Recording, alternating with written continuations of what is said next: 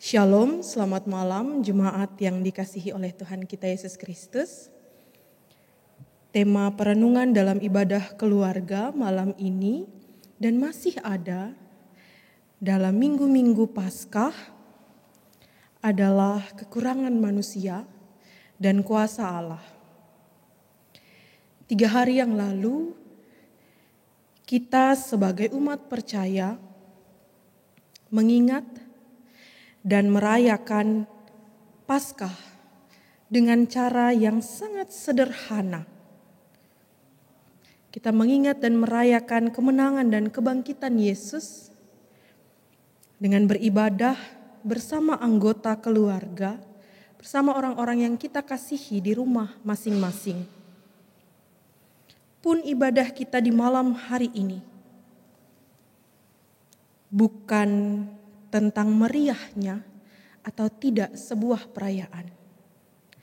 Tetapi bagaimana kita memaknai dan menghayati kemenangan dan kebangkitan Yesus sebagai wujud nyata kuasa Allah atas kekurangan, kelemahan, dan keterbatasan kita sebagai manusia berdosa. Bahkan kebangkitannya menjadi tanda bahwa Ia berkuasa atas kematian. Sehingga kita patut bersyukur karena kuasanya yang tidak terbatas itu menjangkau seluruh aspek kehidupan kita. Ibu bapa dan keluarga yang dikasihi dan diberkati oleh Tuhan, bacaan kita saat ini pun mengantarkan kita untuk kembali melihat bahwa di dalam kekurangan dan keterbatasan manusia, kuasa Allah bekerja dengan sangat nyata dan sangat rinci. Perenungan yang dimulai dari ayat 10 ini adalah respon Musa yang keempat kali terhadap pengutusan Tuhan baginya. Kita tahu bersama bahwa dalam pengutusan yang Tuhan berikan selalu ada jaminan penyertaannya. Dan itu sudah Tuhan sampaikan kepada Musa sejak kali pertama Musa menyampaikan alasannya kepada Tuhan dalam pasal 3 ayat 11. Musa mengatakan, "Siapakah aku ini?" Selanjutnya Tuhan berfirman kepadanya, "Bukankah aku akan menyertai engkau?" Kalau Bapak, Ibu, dan Saudara setia pada bacaan kita melalui tuntunan SBU, maka sejak dari hari Senin pagi, kita sudah membaca dialog antara Tuhan dengan Musa.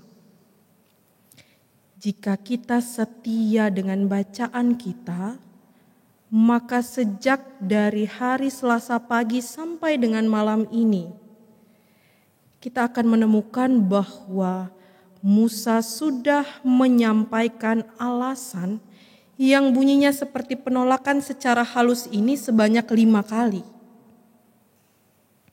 Sudah 5 kali Musa berusaha melakukan tawar-menawar dengan tugas dari Tuhan kepadanya. Artinya bahwa sudah 5 kali juga Tuhan meyakinkan Musa untuk melaksanakan tugasnya. Ibu bapa dan keluarga yang dikasihi oleh Tuhan, ayat-ayat dalam pasal sebelumnya mencatat bahwa Musa punya pemikiran seperti begini. Untuk tugas yang besar dan mulia itu akan ada banyak tantangan yang menanti. Belum beres urusan ia membunuh orang Mesir. Sekarang ia dibebankan untuk tugas yang membawa kaumnya keluar dari bangsa Mesir. Apalagi pihak yang akan ia hadapi bukanlah pihak yang main-main, melainkan pemimpin bangsa itu sendiri, Firaun, Raja Mesir. Belum lagi ia harus meyakinkan penguasa bangsa itu, bahkan ia harus meyakinkan kaumnya sendiri. Dan untuk tugas seberat itu, Ia merasa dirinya tidak pantas dan tidak berani. Ia tidak punya kecakapan menjadi orator yang ketika berbicara di depan banyak orang mereka akan terhipnotis dan mengikutinya. Ia berpikir masalah yang besar harus diselesaikan oleh orang yang besar bahkan berkualitas. Karena tidak mungkin diselesaikan oleh orang yang penuh dengan kelemahan dan kekurangan seperti dirinya. Ibu bapa dan keluarga yang dikasihi oleh Tuhan, setelah menyampaikan berbagai alasan, Musa mengatakan alasannya lagi seperti yang ada pada ayat 10, bahwa ia tidak pandai berbicara, berat mulut dan berat lidah. Ada penafsir yang mengatakan kemungkinan besar Musa memang tidak fasih berbicara di depan banyak orang. Karena dalam masa pelariannya, ia hidup sebagai penggembala. Jarang berkomunikasi ataupun bersosialisasi dengan orang banyak. Padahal pekerjaan yang akan Tuhan berikan kepadanya membutuhkan kecakapan dalam berbicara dan meyakinkan orang lain lewat pesannya. Dalam ayat selanjutnya, Tuhan menyampaikan penyertaannya bukan dengan sesuatu yang abstrak lagi, bukan dengan suatu pernyataan yang dapat membuat Musa bertanya-tanya dengan cara apakah Tuhan akan menuntunnya. Ini yang tadi sudah disampaikan di awal, bahwa Tuhan memberikan penyertaannya secara rinci kepada Musa. Setelah Tuhan menjawab Musa, seperti yang ada di ayat 13, siapakah yang membuat lidah manusia? Siapakah yang membuat orang bisu dan tuli? Membuat orang melihat atau buta? Bukankah aku, yakni Tuhan? Ini yang saya katakan, Tuhan sangat terperinci dengan penyertaannya. Tuhan mengatakan, aku akan menyertai lidahmu dan mengajarkan engkau apa yang harus kau katakan. Ibu bapa dan saudara, melalui firman-Nya kepada Musa, Tuhan mau mengatakan kepada Musa bahwa ia tidak akan melepaskan Musa untuk masuk dalam persoalan yang berat, lalu kemudian hancur di sana. Tetapi Tuhan akan melengkapi, menyertai, dan mempersiapkan semua hal yang diperlukan untuk tugas yang besar itu. Namun dalam ayat 13 mencatat bahwa Musa masih melakukan penawaran dengan Tuhan. Akhirnya ia menyampaikan segala alasannya untuk menolak tugas yang Tuhan beri kepadanya. Tuhan tahu, ibu bapak dan saudara, bahwa orang yang diutusnya ini adalah seseorang yang tidak berani menghadapi kesulitan sendiri. Sehingga Tuhan memberikan rekan yang adalah kakak Musa sendiri, Harun. Jika Musa adalah seorang pemberani, maka ia tidak akan tinggal menjadi penggembala, melainkan maju menghadapi Firaun dan mengatakan kejadian yang sesungguhnya. Jika Musa adalah seorang yang fasih dalam berkata-kata, fasih dalam berbicara, maka mungkin ia tidak akan membunuh orang Mesir yang menyiksa orang Israel. Tetapi ia akan melakukan percakapan dengan mereka. Kita sama-sama melihat bahwa dalam kelemahan dan tidak berdayanya, Tuhan memilih, meyakinkan, bahkan memberikan penyertaannya. Ibu bapa dan keluarga yang dikasihi oleh Tuhan kita Yesus Kristus, melalui kisah ini kita kembali dikuatkan dalam menghadapi dan menjalani pergumulan kita dalam hidup. Kita mengingat bahwa Tuhan tidak pernah melepaskan kita untuk berjalan sendiri. Tetapi Ia senantiasa memperlengkapi dan menyertai kita dalam menghadapi pergumulan hidup yang berat dan sulit. Termasuk pergumulan kita semua selaku umat manusia dalam menghadapi wabah COVID-19 ini. Firman-Nya akan selalu menyertai dan menuntun kita.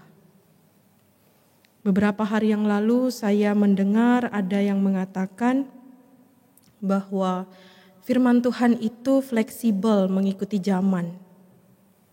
Kemudian saya sampaikan firman Tuhan itu tidak fleksibel mengikuti zaman. Melainkan firman Tuhan itu menyertai segala zaman dan situasi. Sehingga kalau saat-saat ini banyak orang ataupun kita merasa bahwa ayat ini atau ayat itu cocok dengan konteks COVID-19 saat ini. Bukan berarti bahwa firman Tuhan itu fleksibel mengikuti zaman atau situasi-situasi tertentu Ibu Bapak dan Saudara-saudara. Tetapi firman Tuhan menyertai segala zaman dan situasi yang dihadapi umat ciptaannya. Dan itu sudah terbukti lewat pengalaman dan perjalanan iman para tokoh-tokoh Alkitab termasuk Musa yang kita baca saat ini. Pengutusan Musa adalah salah satu contoh yang dapat menjadi pelajaran iman bagi orang percaya. Setelah Paskah yang kita rayakan dan kita ingat 3 hari yang lalu, apa selanjutnya? Tunggu Natal. Padahal sama seperti Musa, juga pada masa Tuhan Yesus, Petrus dan semua murid-murid diutus untuk menyampaikan berita tentang karya Allah yang membebaskan umatnya.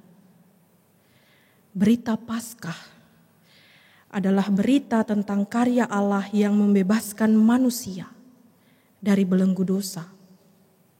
Siapa yang diutus? Bukan orang yang super ataupun luar biasa, melainkan orang yang biasa, yang tidak sempurna.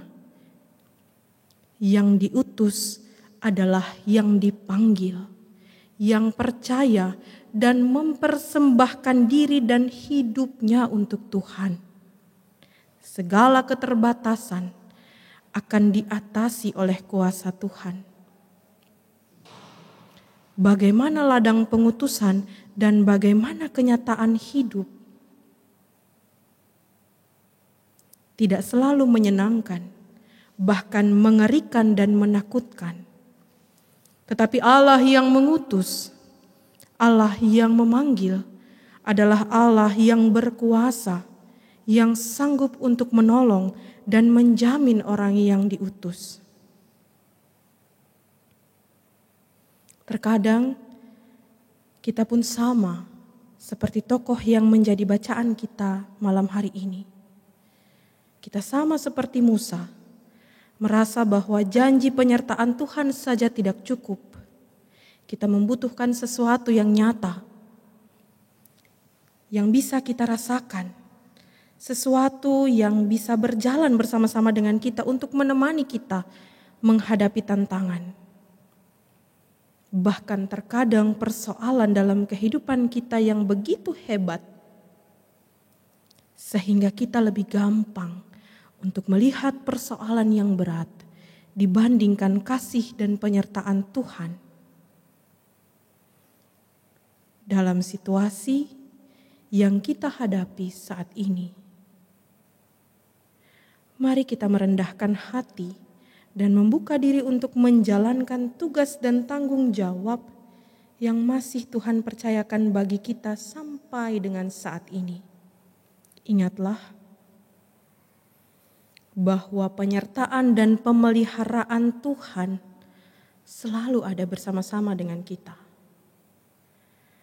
Kalau Tuhan selalu beserta,